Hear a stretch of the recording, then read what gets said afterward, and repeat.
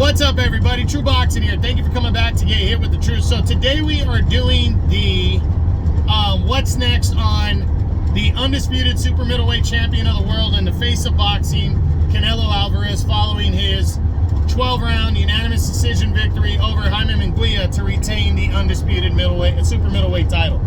Now, before we get into that, if you could smash the like button, leave a comment, or subscribe to the channel, I really do appreciate any and all support that I can get as I continue to build my channel here. So I know people get confused maybe a little bit because I do a Canelo sweepstakes video and then I do a what's next on Canelo. Well, the sweepstakes video is to discuss who the rumored favorites are to land the fight, and if I like that, if I don't, and to rank the guys in order from the realistic options that are there. What's next is to go over everybody in the top 10 and let you know why the fight is or is possible or is not possible. And actually, I'm glad, because after I released the sweepstakes video, we got a little bit of news. He was ordered to make a mandatory defense, so we're going to discuss that. So we're going to run through the top 10 at 168 and see what possibly could be coming up for Canelo, because we don't know concrete for sure. I'm going to kick it off with Jermall Charlo. He's not in the top 10 at 168. He is an option, but his stock seems to have dropped since he was stripped of the title following a DWI, an arrest that happened recently. So I don't think Charlo is gonna get the fight, but I do think he's still an option for Canelo for some reason. Honestly, at this point, I think Canelo might just want to shut his fucking mouth, but he doesn't really have to. And as Canelo keeps saying with Bud Crawford, who we're gonna get to in a minute, it's not really gonna, nobody's really gonna care. It's not really gonna count, So why, if he's not gonna fight Bud Crawford, the pound for pound king of boxing, why would you entertain a fight against Charlo, who hasn't done shit in a long time, and really, he hasn't really earned shit, period, in my opinion. So it's just interesting that this is even an option. I don't like it, but I'm throwing it out there. Now, Bud Crawford may or may not be in the Canelo mix. We really don't know. Turki Al-Sheikh from Saudi Arabia has said that he wants to make a fight with Crawford and Canelo for the end of the year, December, January. Canelo has come out repeatedly, even after that, and said nobody would really give him credit for the victory over Crawford. But you put a right dollar amount on that, I wouldn't completely rule it out, especially if Crawford moves up and beats Madrimov, which most people feel that he will. While Canelo just fought Jermall Charlo, who was at 154. Why wouldn't he fight Crawford, who's an even bigger name? So we're gonna see if that's an option, but I think the more time that goes on, the more we're gonna know if that is an option. Because if Canelo doesn't get his September date locked down by July, then we're gonna know that he's possibly waiting around to see what happens with Crawford in August, and he's willing to push the date back in order to make that money. So I think a lot of figures are gonna be thrown around to Canelo in this next month or two, before he decides on his next opponent. So we'll see. Now, running through all the fighters in the top 10, David Benavidez. It's not going to happen. I mean, in my opinion, I don't believe that he's seriously considering Benavidez. I don't like it. I've discussed this in the sweepstakes. I wish he would fight Benavidez. There are no rules about rehydrating unless they are agreed upon and put in a contract. And I know Canelo has said that Benavidez gains a lot of weight the next day. He does. I mean, the guy's coming in almost as a heavyweight, but there aren't any rules against that unless Canelo enforces rules against that. Benavidez has said that he would take a rehydration clause. But realistically, now that Benavidez is for sure locked in fighting Alexander Vovcik on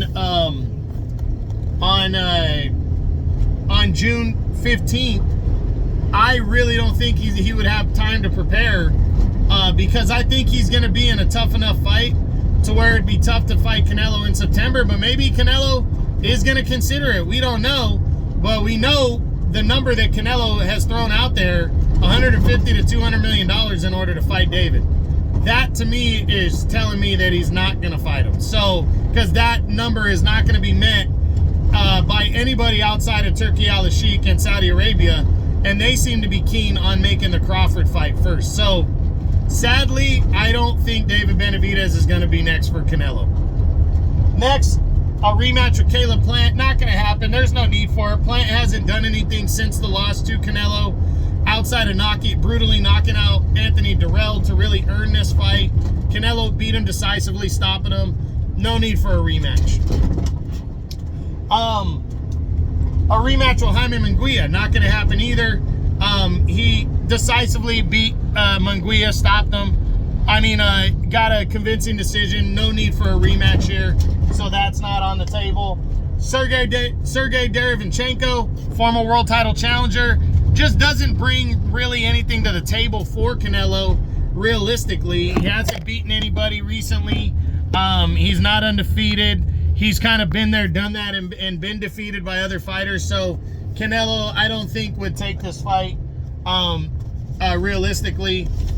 Then you got David Morrell Jr., the undefeated WBA super middleweight regular champion.